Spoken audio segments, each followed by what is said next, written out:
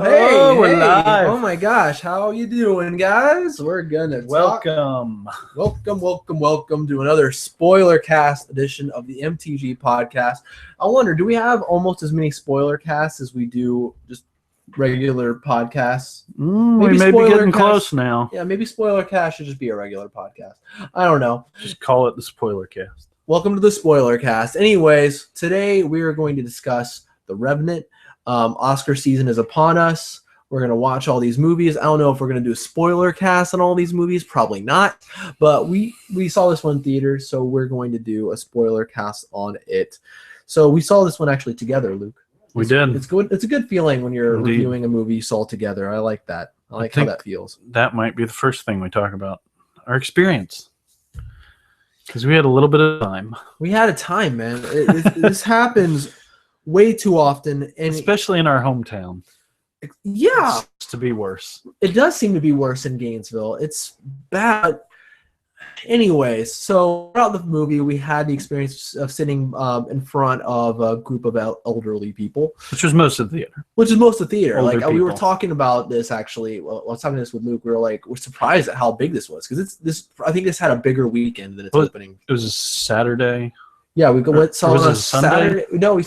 Oh, I'm blank. It was a Sunday afternoon. Sunday at like 3. Yeah, we saw the movie at 4:10. And there was sold out. The first showing was sold out. And I'm sure the one we went to sold out too. There was a line around thing, and most of these people were probably 40s to 70s. Like I would say that's the age range here. We were the young ones in the group, and I said I believe my theory is that it's the primetime TV.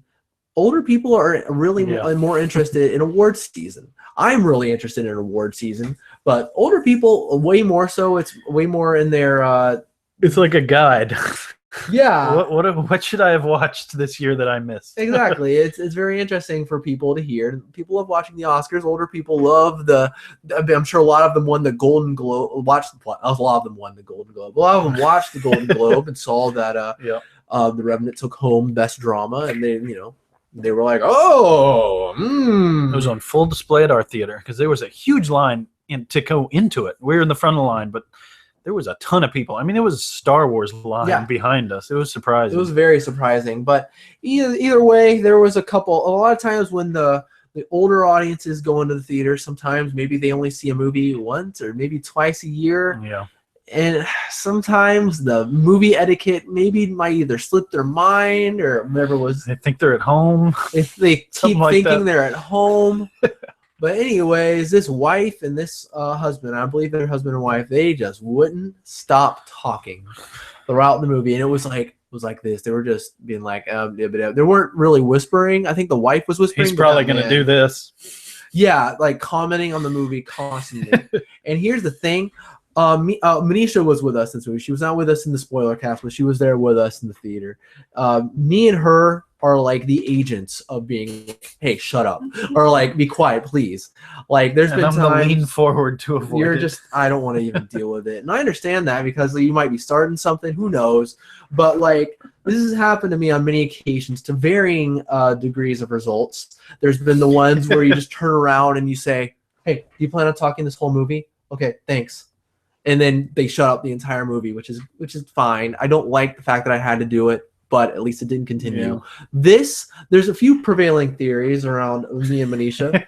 Either one, they are rude as all get out because we turned around, I think 4 or 5 times between the two of us, we turned around and told them to be quiet or said shh or something like that. And then finally, like, I think it all escalated to Manisha saying, movie is almost over by the time she finally did this. But she's furious, and she says in full voice, she said, I did not pay $10 to listen to you talk. Please be quiet. And then they said something after that. I'm not sure what these old people said, but I think it was something along the lines of, what did she say? She yelled it. There's no way you couldn't hear that. And a lot of times I was like, please be quiet. I was looking them straight in their eyeballs. What else was I freaking asking them or telling them to do? Hey, want a hot dog? Like, seriously, what in the world was going on? What'd you say? I missed that. I don't know if they're just that out of touch or whatever, but it's either they're very rude or very out of touch and very hard of hearing. It's one of the two. Either way, very frustrating. And so everyone listening, just do that. Just don't talk. Watch the movie. I feel like it's the new silence your cell phone. At least in our experience. I mean, I'm sure it's not. Hopefully, it's not widespread across the country, but. It's like I can't even remember the last time like a phone genuinely interrupted my movie experience. Like I don't know if it's just because the theaters have made it such a thing. Like everyone knows, silence your cell phone, turn down the brightness. Like I know I do it automatically, and it seems like everyone else does because I don't even remember the last time somebody like turned on their phone in the theater and it was like bright, and I was like, oh, that's so annoying. But this has happened so many times. And it's been a couple times when you haven't been with me, too. There was one time, I cannot remember the movie. It was earlier this year where this guy was talking not only full volume, but like extra loud. Dang. Like he was in the back of the theater and I was almost in the front. And I was extremely like upset by how loud this man was talking. I mean, it was full volume. Like, what'd that guy say? What'd she say? Oh, I bet he's going to do that. And it was like, it's unconscionable. Like people were standing up yelling at him and he was still talking. Like they finally had to go outside and get the manager and bring them inside. Manager walked all the way up to him, took him by the hand and told him to shut up. And he still talked after that. So people were furious. There was like a line up to the manager's like area saying like, we want our money back for our ticket because this guy was talking the entire time. What movie was that? I'm not sure. What's a movie earlier? Maybe Age of Ultron. Oh, it was some movie earlier in the year. Might have been American Sniper. Some movie earlier last year, but it was the worst. It's the worst I've ever had it, and we've had it pretty bad when we've been together. Yeah. And just please, for the love of God, I hate that we have to keep talking about this. Yeah. Do not talk in the movie. Like literally sit there silent, and if you have to say anything, whisper it extremely quietly in the other person's ear. Like put your mouth up to their ear and whisper what you need to whisper, but it has to be important because this is a movie. Pay a lot of money for movies, and I know I went to the West Coast. I know it's even more expensive out there. Like it's expensive here. It's freaking over $10, and I know in places like New York, San Francisco, where I've gone to the movie, it's $15, $16 for just a normal showing. God knows what an IMAX is out there. So just be courteous, please. Freaking be quiet. I'm sorry we have to waste all this time in the beginning. This is important. This is more important. This is a public message to everyone. And seriously, it should be in front of every movie. They always say multiple times, silence your cell phones. Yeah. Whatever. And it's exactly it. I don't remember ever happening, but people are fiddling with their phones in the beginning, maybe in the trailers, but they put them away during the movie because they want to see the movie. And if they're on their phone, they miss the movie. But if they're talking, they're not missing the movie. Exactly. I guess that's their theory. That's the rationale, but it's awful and it's incredibly rude. It's one of the rudest things I'm coming across in our modern age. Cutting people off in traffic, that's pretty rude, but you're not paying to drive on that road, really. And so if you're going there paying $15 to see something, have some courtesy. Especially, like, I can even see it if the movie's been out for months and maybe, like, there's not many people there. Like, it's still rude, but it's kind of understandable. This movie's been out a week. And this is a big showtime that's sold out. There's a ton of people around you. Anyways, I'm going to stop. I'm going to drop it. Don't talk in the theater, period. We're done. Yeah, it's awful. All right, so The Revenant. We came here to talk about it. I think I'm going to edit this part out and put it in front of every single spoiler cast we do. Spread the message. Warning, this is a spoiler cast, and do not talk in your local theater. That should be our mission statement of this entire podcast, getting people to stop talking in the theater. Hey, don't talk in theaters.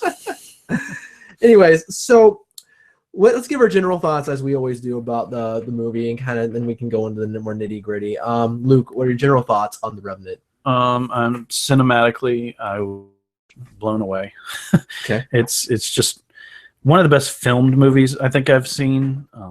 Environmentally, I'm someone who enjoys the outdoors a lot and loves camping, and this probably isn't somewhere I'd like to go camping, but it's definitely somewhere I'd like to visit, like northern Canada, and I guess they filmed some of it down in Patagonia and Venezuela. I'm blanking on the country, but Patagonia down in South America. And Argentina? Just Argentina. There you go. My bad.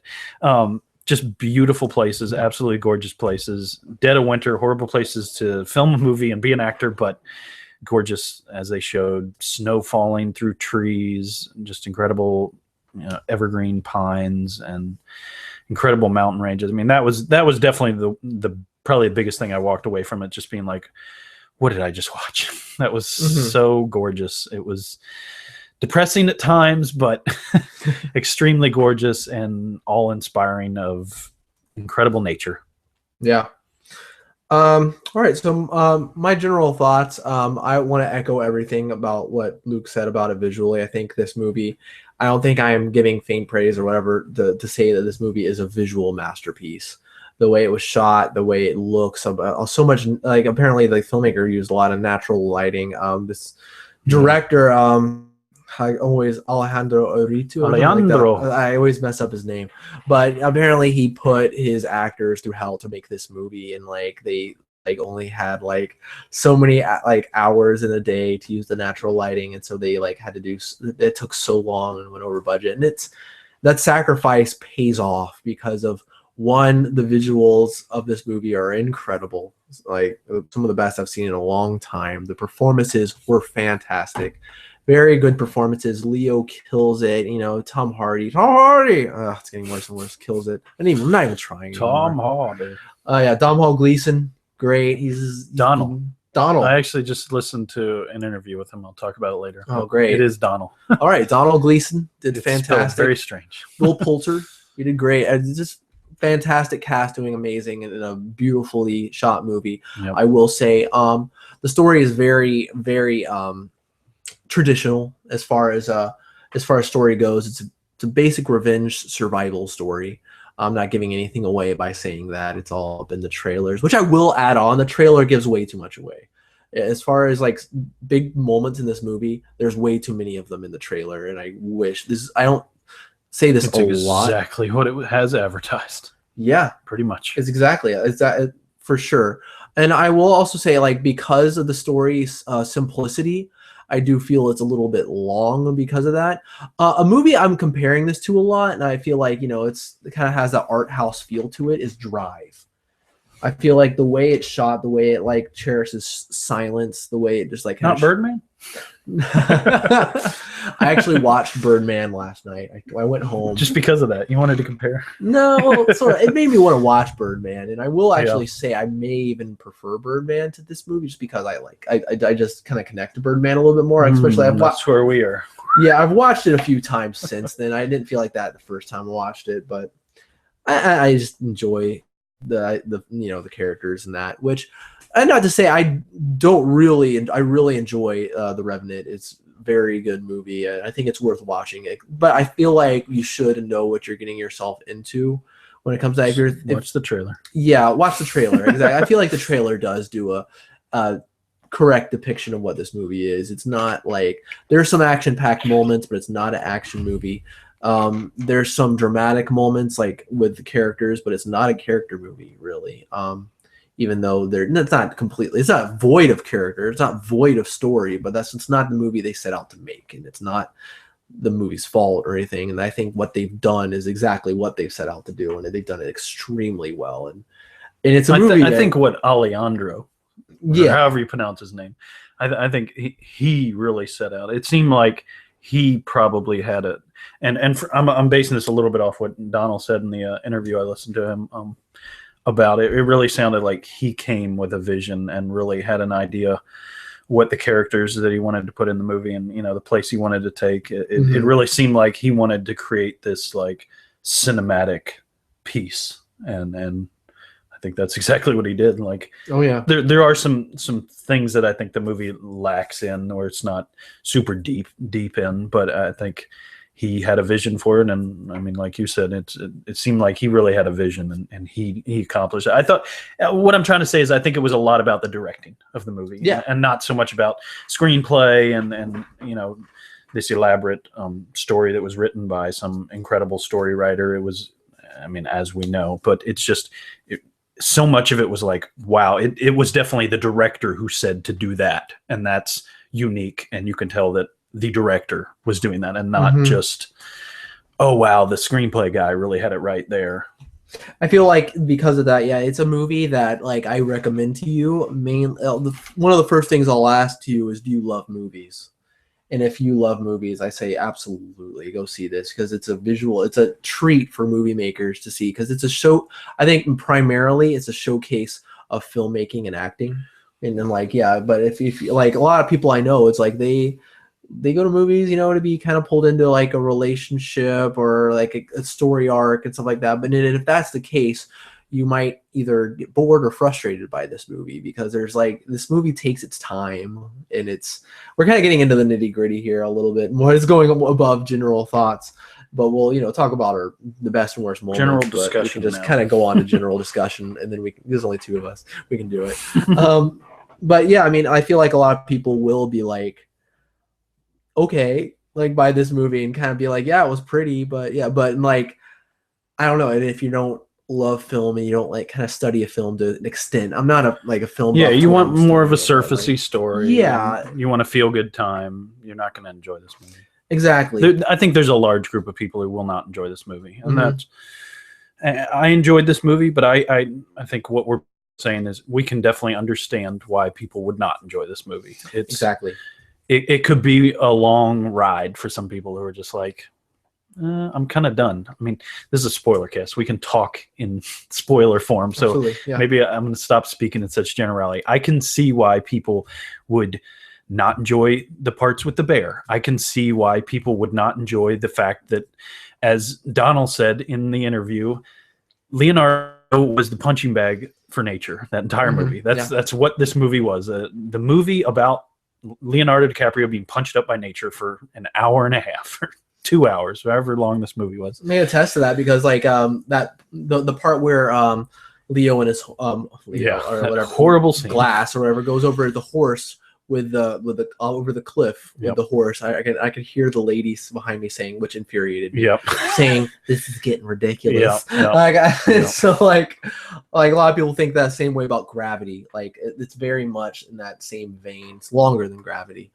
But it's still very different than Gravity. But I think since we're just doing a discussion here, I'd like to defend that position, if you don't mind. Yeah, please. I think what frustrates me when people say that is like, okay, I can completely understand that position. I don't think you're ridiculous for thinking that. But have you ever been out in space? Like, have you ever been an astronaut? Have you ever had the lack of oxygen? Like, have you ever had your suit running out? Like, you're out in space. Like, that's what's going to happen. And have you ever been to northern Canada? Like, have you ever been freaking molested by a bear? Like, no, you haven't. So you don't know what it's like. Like, you haven't lived 150 years ago, been up there, like surviving, getting animal pelts to bring back to the fort. Like, you haven't done these things. Like, you haven't had to escape from Indians and fallen through a pine tree. Like, yes, it is ridiculous. Like I said, I respect that position, but I don't agree with it because you haven't been there. Like, who are you to say that someone didn't perhaps live this way 150, 200 years ago, however long ago this movie something set. I didn't know that this is a true story. It's based on a real events. I mean, they I fabricated some of it. They apparently like it didn't end the same way. Like the ending was the biggest fabrication. The sun was the biggest was a huge fabrication. They left him for dead. But his journey, is what happened. He was attacked by a bear. They left him for dead, and he came back and like forgave like the people who left him. Actually, it wasn't a revenge thing at all. But it's. I think the craziest thing is like they wouldn't think twice about that in Gravity or in this movie if one of these horrible things that happen to him actually kill him. The thing that's remarkable is that he's surviving each one, and it's really I think for me like I enjoy that sort of stuff. I'm like, oh my gosh, it's amazing to see how is he going to get through this? How is the human will going to rise above all this stuff? And I feel like that's the coolest thing about this movie is like what a man will do and can do to survive, and just on that alone, and it's the things he holds on to get him through it. I feel like it's that bit of story. I mean, it's simple, but it's remarkable too. It's cool. It's enough.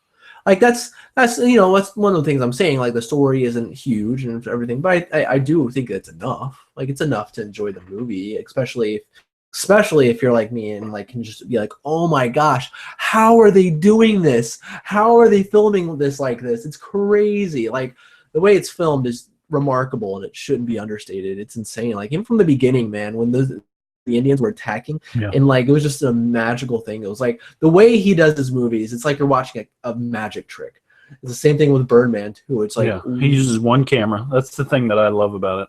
Yeah. He uses one camera for most shots. I mean, Birdman, literally one camera, but yeah, this movie for most scenes, most of the entire scene is one camera. And if you've seen this movie, you know that. But that was the thing that I always loved about it, and that's what got me in the trailer. It was like they showed the part where Leonardo DiCaprio is running to the ship, and it's just like one camera following him, and then panning back, and then like panning this way. It's like makes you feel like you're there. Oh, it's so different than every other movie. Like it's very immersive in a really strange way. I feel like it could be like you looking around like that when the Indians were attacking and the camera goes up and you see the flaming arrows go overhead. It's like oh my gosh, this is incredible kind of moment. Like what?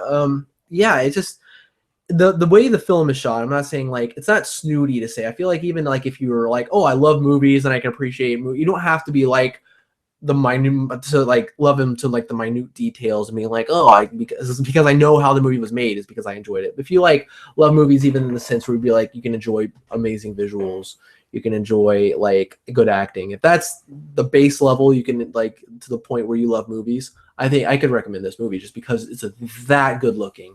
The acting is that good. Yeah, and so like if you just can't appreciate those things, then yeah, maybe not. But if you can even a little bit, like my mom was like one of the ones, she got me into movies, but she's not like as into movies that I am, but she's like she'll watch a movie, be like, oh, the acting, like, oh, look at the scenery, look here, like look how this movie looked, it's beautiful. Like she'd love this movie, I think, minus the brutal parts in it, but disemboweling the horse. But yeah, it's oh God. Forgot about that. This movie is an accomplishment. I will most certainly say that, and I will buy it on Blu-ray. It's because I want to watch it again. Like I might see it again in theaters because Amber didn't get a chance to see it. I'd like to see it with her because I'd like for her to see all the Oscar movies so she can be like, oh, okay, these are the movies that are in the running, so she can kind of understand and everything. So I'll probably see it again. So, anyways, good stuff, bad stuff. Best moments, Luke. Best moments. What's the best moment in this movie? Do you have one? I haven't thought of one yet. I have a couple. It's mainly the parts where I was either the most tense or the most immersed, because there were some really tense moments. But I have to go to the part where I was the most immersed, because there was the part where he's being all of a sudden chased by all the Indians on horseback. Like the way it was shot, I felt like I was there, like on another horse or something like that. Because he wakes up from his little nap. Wakes up from a little nap, and all of a sudden he has to ride for his life, and he's like turning around to shoot and it's like panning to the different Indians on horseback, and you see him like running, shooting at some of them. It was just so amazing. Like I can't remember ever seeing an action scene like that. It's just thinking about it, I was like, I won't forget. Like when I think of this movie, that will be one of the scenes I think of the most. Because like for some reason I was like, I can't think of like any other horseback scene or any chase scene that it wasn't that long, but it left an impression on me, a huge one. I think there was something about like the whole sequence of him having to go into the river and then float down the river, because the Indians were like right around him when he was down there by the river, like right after he'd finally left his son's body, and he was surviving down there by the river, and all of a sudden the Indians were there, and he had to like slip his way into the river, and then he went over the freaking waterfall, and then was laying there and ended up falling asleep or whatever. And just between that sequence of events and then like him going over the hill and seeing the buffalo being taken down by the wolves, and then waking up again, and there's the fire, and the Indian was there carving up the buffalo, and then him crawling over and like begging for the meat. Like, I don't know, like I don't want to read into it too much, but there was just like a symbolism to it, like him kind of on his journey of recovery, and then like finally finding someone who is so compassionate. Like you think of compassionate as like you come up to a hobo in New York City and like you give him some food, and like that's so compassionate. And yeah, it is. It's like there's such a different compassionism in a world that they created. Like I'm assuming this is sometime in the and this is a time in which Indians and white people did not get along, obviously. Yeah. And so, like, this Indian, like, he doesn't know Leonardo's backstory. He doesn't know that he was, you know, kind of raised with the Indian, whatever he was, like, lived with him, was married to an Indian. He doesn't know any of that. Like, he sees a man coming out of the bush. For all he knows, this man is about to shoot him. And he's cautious. He puts his gun on him, but then he gives him food pretty quickly, which I think is a statement for, like, someone of that time. Like, if it was me, I'm sure I would be extremely cautious. Like, I wouldn't trust anyone. Yeah. Everyone's ready to shoot you. And here he gives him that. And then, like, the progression of that relationship then after, it was like the Indian was just such a nice guy to him. Like, he built that shelter, kept him alive. Like, he literally put his life on the line so that Leonardo could live. And I don't think he ever really knew that he was someone who had married an Indian and had a half Indian son. Like, I don't think he knew any of that, but he went above and beyond what a friend would do. Someone who you just met, and he's literally sacrificing himself by staying out there in the wind, building this structure for God knows how long, like, you know, putting the skin over, like taking his clothes off, putting him in there, like keeping him alive when he didn't have to do any of that stuff. Like, to me, that was one of, like, the pivotal things. And then for that poor man to be he strung died up, it. like, He paid the price. I thought just that, like, that whole thing of him, like, meeting him in that, like, cool ambient, like, fire burning in the things, and then them eating the raw meat. Like, it's just, I don't know, it's so cool. It's unique. Like, this gritty, like, rawness to the movie of them eating raw meat and him surviving in that ridiculous windstorm. Oh my gosh, crazy. He just passes out and falls over after they've been laughing about, like, the snowflakes.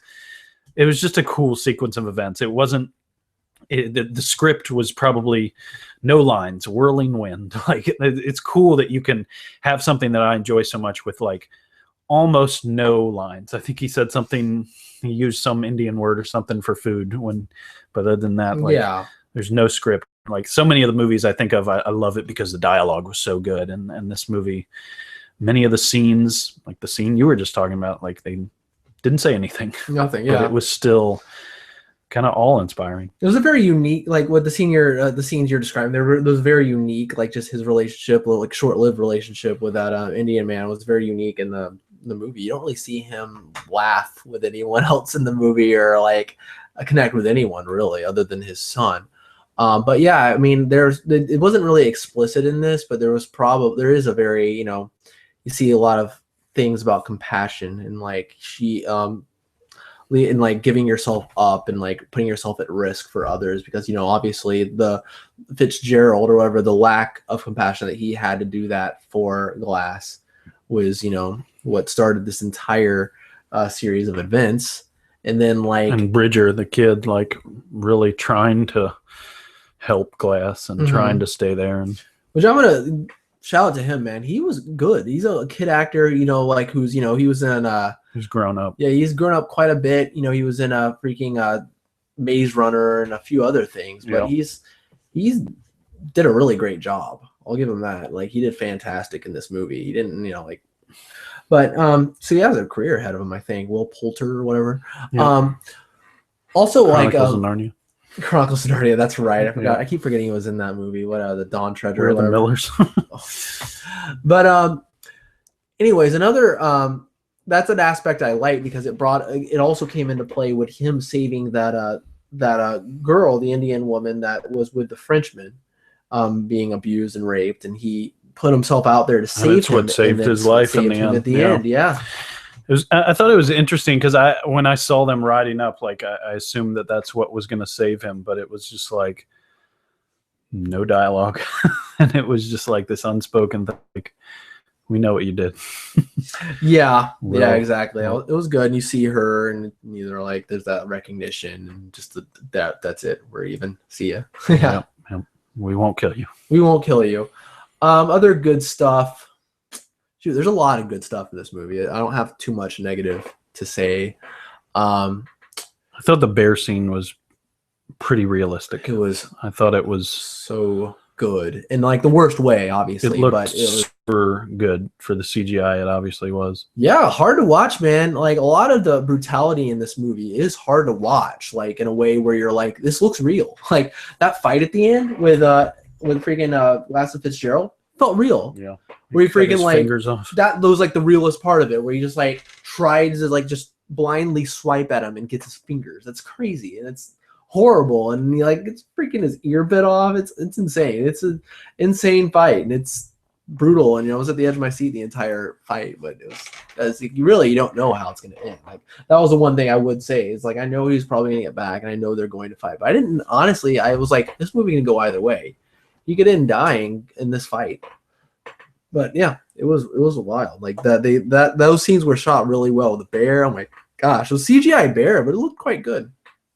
Definitely, just like the damage and him like clawing his back and like he's like biting him in the back. Gosh, and then ends up slitting his throat in that one part. It's just like, jeez, it looked so good. It was just so well done. Like I think when movies don't have CGI in them like at all, and then they do have CGI, it's like. I think sometimes it's hard to get like the shading right because I'm sure you don't have many people there, who are CGI artists. You probably maybe even contract out like that one scene. And I think that can sometimes hurt a movie where almost everything is just real made. I guess the part where he falls with the horse, probably CGI in that part too. Nope.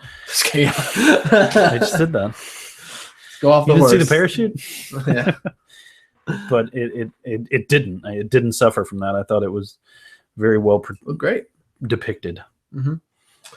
Okay. Shoot. I mean, I that's the good stuff I have. Yeah. I mean, I think it's okay. You have some more? Please. Sorry. I have to say, kind of like I did with Star Wars with like best actor, like I've got to give some props here. Like I've got a little bit of soft spot because I just heard that interview, but Donald Gleason, like this kid is such a good actor. He's pulling one heck of a year. He's 32. He's almost like my same age. He's a little bit older than me. And he is the son of Brandon Gleason, the guy from Braveheart, the big Irishman I did from not Braveheart. Know that. Holy crap. And he's also got a younger brother who's in Game of Thrones. Oh my gosh, Theon Greyjoy. That is him. That's right. Yeah. So, but I just listened to. I'm sorry to promote something that Jordan doesn't like me promoting, but The Nerdist has an interview with him. Competition. Yeah, right. Well, they have an interview with Donald Gleason, and it is excellent. I would definitely listen to it. He's obviously in Star Wars. He's in one of my favorite movies of all time, About Time. The movie was so good. Yeah, it was great. And he's quickly becoming, I think, one of my favorite actors. Like he's so good in this movie. Like he doesn't have a huge part, but there's something so endearing about him. Like I really like him, and as there is in most of the stuff that he's in. Ex Machina, you like him. There's a thing about what he does, I think, and he kind of described in the interview where it's like he thinks when you get called to a part, like he says, I haven't tried out for a part in years. Like people call me up and they have a part in mind, and I go and we talk about it and discuss it, and as long as we get along, I usually get the part. But he said, but then each time you go to a movie, you kind of reinvent like how you interact with that director. And one of the important things that he said I've come away from it is when you get a character, you need to fight for that character. You need to make that character important. No matter how small of a part they have, you need to make those scenes in which they're at and the lines that they say important. And you need to make that actor a big part of the movie, even though they're a small part. And that's what makes you known as an actor. That's what gets you recognized for that next part. Yeah. By you fighting. And he said, Alejandro was a great director that I enjoyed working with, and he really let me fight for my character and make my character important, even though it was a side part. I really got to fight with him, and in the end, I really think I became him. I kept the accent the whole time I was there, and really good American accent. It's just cool. He's super Irish. He's got a really cool accent. Just a really cool guy. Great interview, and I just have to give him props. I thought his part was fairly minor. Probably I guess the third. IMDb lists him as a third. I'd probably agree with that. He's about the third in importance in that movie. Yeah. But he was great. I love watching him. He's got a real great personality, real warmness to his characters that he portrays. Real huge career and ahead of him. Like it's gotten big, and I think it's going to go even further. I mean, like he's just He's got some big roles. Huge roles. He's in Star Wars, Ex Machina. Yep. He's all over the Oscars. He's in Brooklyn, right? Yep. So yeah, he's in Brooklyn. Looking forward to seeing that one. But let's go on to some stuff that were negatives about the movie. I have a few, not a lot, but some that I definitely would cite as negatives. For me, I think, the movie's too long. I mean, like, too long doesn't really mean anything when you say a movie's too long. All it means is that just spending more time on one thing that should. There's movies that are 4 hours long that don't feel too long. It's not the time length that's too long. It's just the way the movie is paced, which makes it too long. I feel like there is a little too much time spent with the Indians searching for the girl. Just a little bit. Like, take maybe one of those scenes out if I were to cut this movie, which I'm not going to do that. But I don't have time for that. That's the only reason. That's the only reason. Take one of those scenes out, and man, oh man. But okay, this movie is gorgeous as can be, but probably by the 2 hour mark, you do start to kind of take it for granted because there are a few too many establishing tree shots. Because there's very many of them. Like, almost every scene is started with a pan across trees, which are every single one of them gorgeous, but you start to take it for granted once you see it too many times. But I don't think it's like insane to the point where I'm like, every time it's happening, I'm just like, I could have gone without a few of them. So it's just a little long in the tooth, and that's really it. I don't really have much else.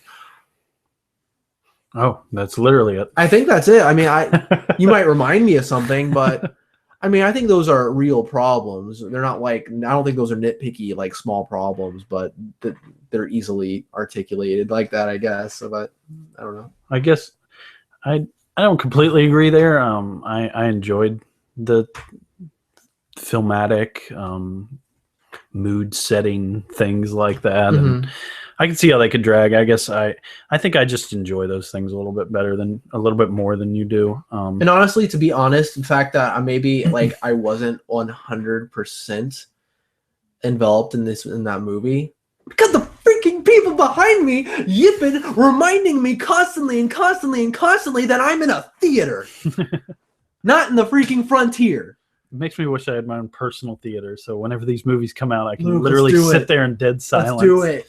Just all black with my IMAX Sell sound. everything we have. Just live in a theater. Just live in a theater for the rest of our lives. My complaint, I think, is that the only character we really develop is Glass.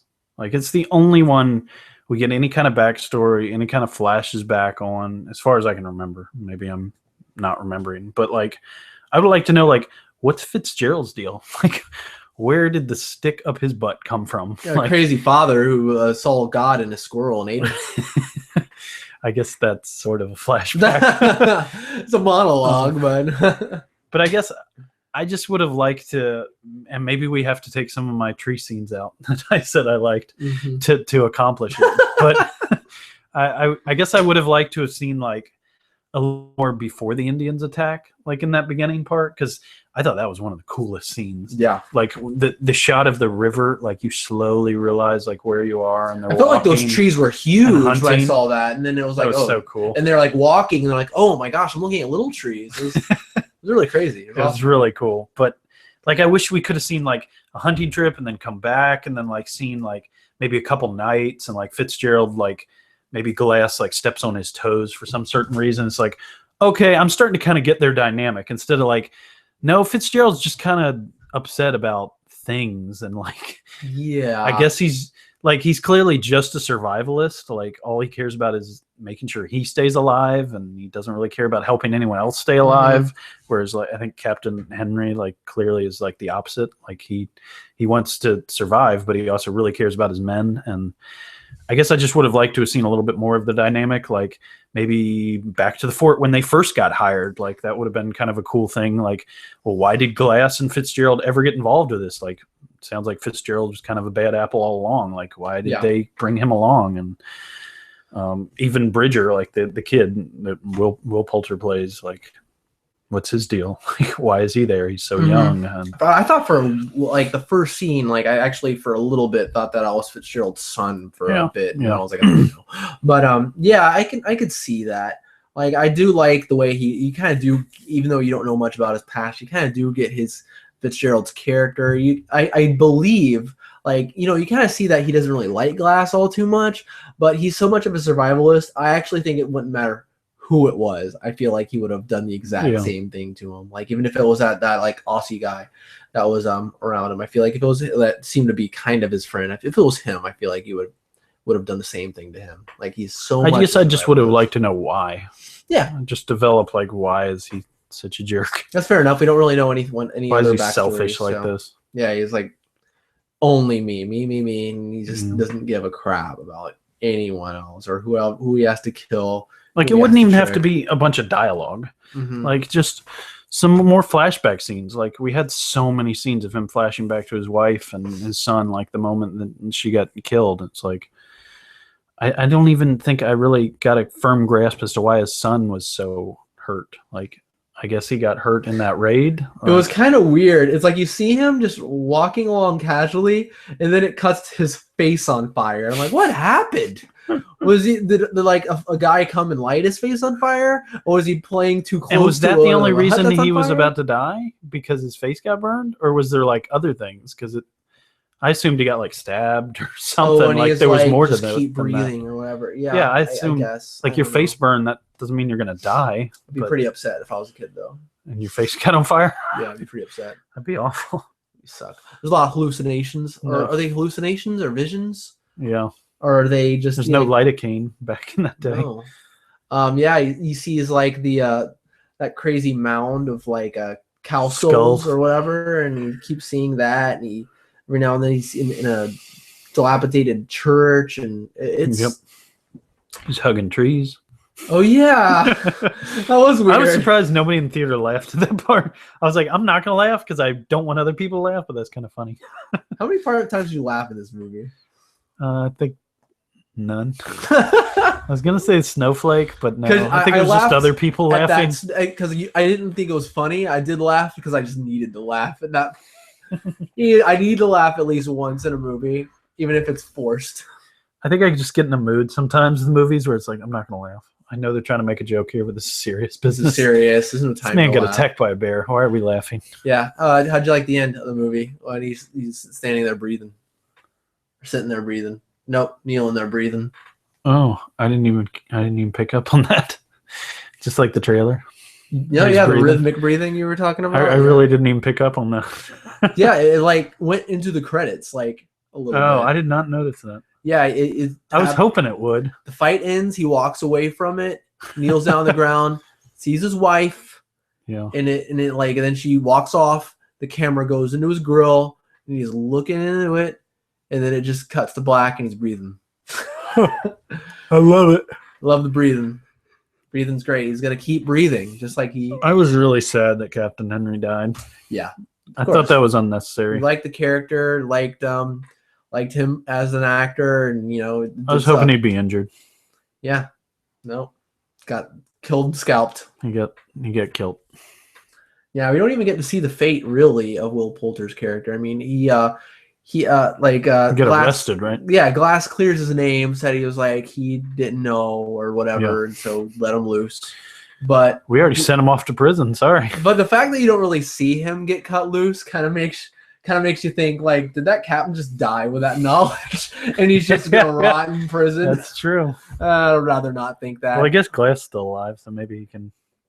Did he make it back? Maybe he died there. Who knows? I don't know. Probably he's fine. When the breathing stopped in the credits, that was him dying. That was his last. When the breathing stopped, that was his last. I can no longer grasp for a breath, Father. Oh my gosh. I don't think I have too much else to say. I did want to mention something, even though there wasn't much. Let's do it. Music's good. I mean, even though there wasn't much music, it was just very like it was just pulsed every now and then to remind you that there is music. Kind of reminded me of the score to from. Remind you there is music. It reminded me kind of the score a little bit of Gone Girl. And it was kind of like that sort of thing. It kind of felt like, synthesized live instruments. Like I feel like the violin almost felt like when it swelled, it felt like a little electronic at times. It was just very chilling. It like felt as cold as like what the atmosphere was. It was really awesome. And you know, it wasn't not I'm not going to ever listen to the soundtrack of this in my car, but it fit the mood. I'm just saying it fit the mood very well. And when it did come in, I was like, that's cool. I think this is our fun fact section. Go for it. I kind of mentioned it before, and I've told several people, so I'm probably sounding like a broken record. But if you're listening to this for the first time, you may not know. One cool thing I saw on some website or something was they originally planned on filming the entire movie in northern Canada, where it's super cold. Winter was setting in. As you can see in the movie, winter sets in. But apparently the movie started to take too long to film, and spring started coming, so the snow started melting. So they couldn't finish the film in northern Canada. So they had to transfer everyone, the entire crew, all the gear, all the way down to the very tip of South America to Patagonia, where winter was setting in, and they had the exact same conditions. So I don't know what parts, but apparently part of that movie, I don't know, beginning or end, depending on how they filmed it, is set in an entirely different part of the world. Like, wow. The other southern hemisphere, in fact. They did a really good job making it look continuous, I guess, you know, making it look all like it's in the same place. Probably a botanist would know that tree does not exist in North America. Probably, exactly. But it looks all very samey. Yeah. It looked great. It looks amazing. So, yeah, how do you rate this one? If you want to do that.